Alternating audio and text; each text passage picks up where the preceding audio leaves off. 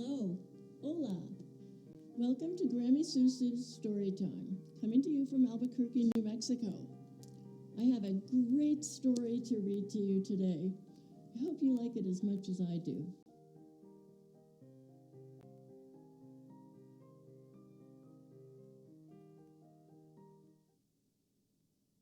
Hi, everyone. Thanks for coming. Today's story is about being brave. And when I think about being brave, I also think about the opposite. I think about being scared. Are you guys scared of anything? I'm scared of snakes and bats. Not really scared of mice, although sometimes they kind of surprise me and I might shout, but I'm not really scared of them. And today's story is about some little mice that I would definitely not be scared of because I really like them a lot. I hope you will too. Today's book is called Shelia Rae the Brave, and it's written by Kevin Hanks. Kevin Hanks lives where I used to live, back in Wisconsin. I think you'll like his stories.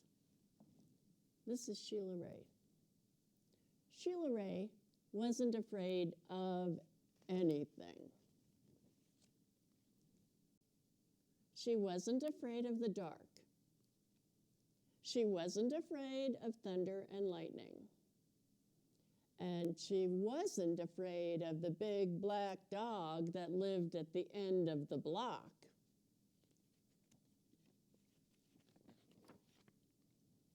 At dinner, Sheila Rae made believe that the cherries in her fruit cocktail were the eyes of dead bears, and she ate 5 of them.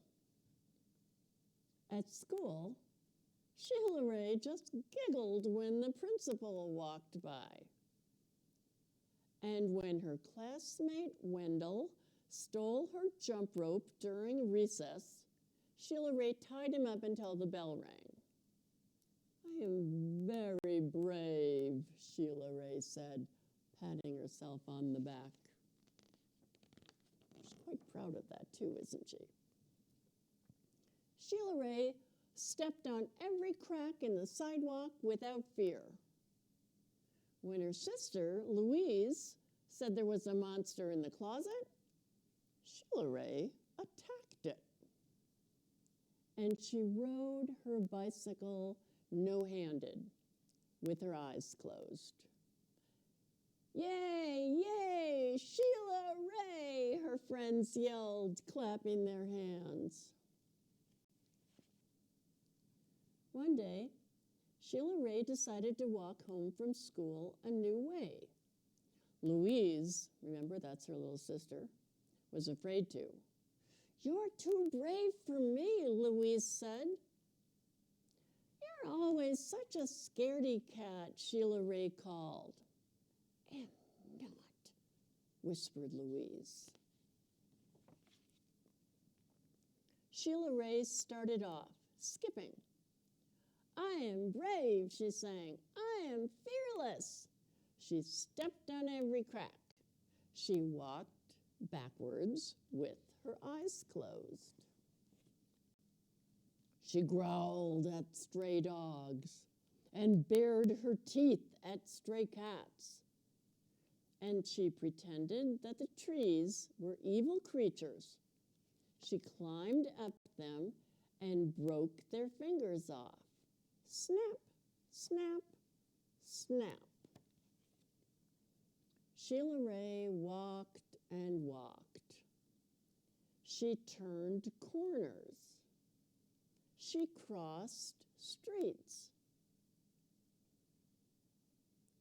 It suddenly occurred to Sheila Rae that nothing looked familiar.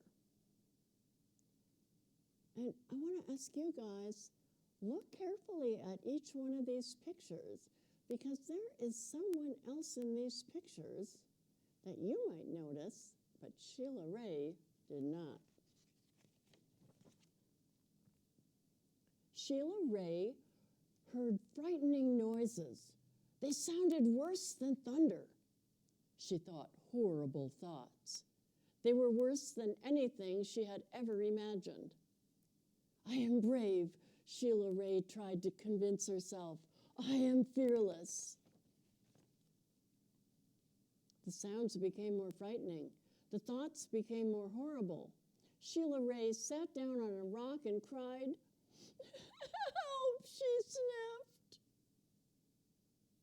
She thought of her mother and her father and Louise. Mother, Father, Louise, she cried. What do you see?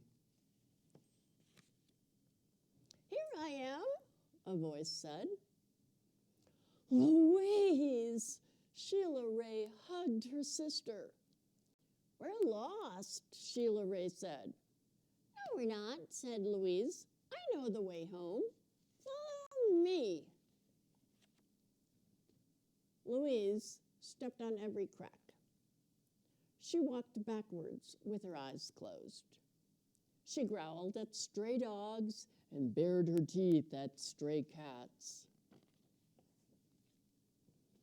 And she pretended that the trees were evil creatures. She jumped up and broke their fingers off. Snap, snap, snap. Sheila Rae walked quietly behind her. They walked and walked. They crossed streets. They turned corners. Soon their house could be seen between the trees. Sheila Rae grabbed Louise and dashed up the street. When they reached their own yard and the gate was closed behind them, Sheila Rae said, Louise, you are brave. You are fearless. We both are, said Louise. And they walked backwards into the house together with their eyes closed.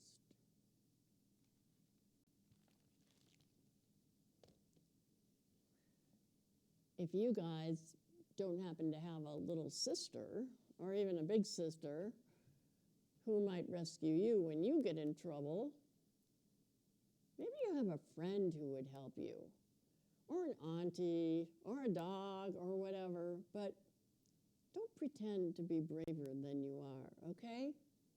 Or, Big Bear made me want to tell you this, he doesn't believe in GPS. What Big Bear believes in is this. It's a compass. It tells you what direction to go. So not a bad thing to have if you have a tendency to be too brave and get into too much trouble. Thanks for listening today. Come back again sometime to story time, okay? Bye.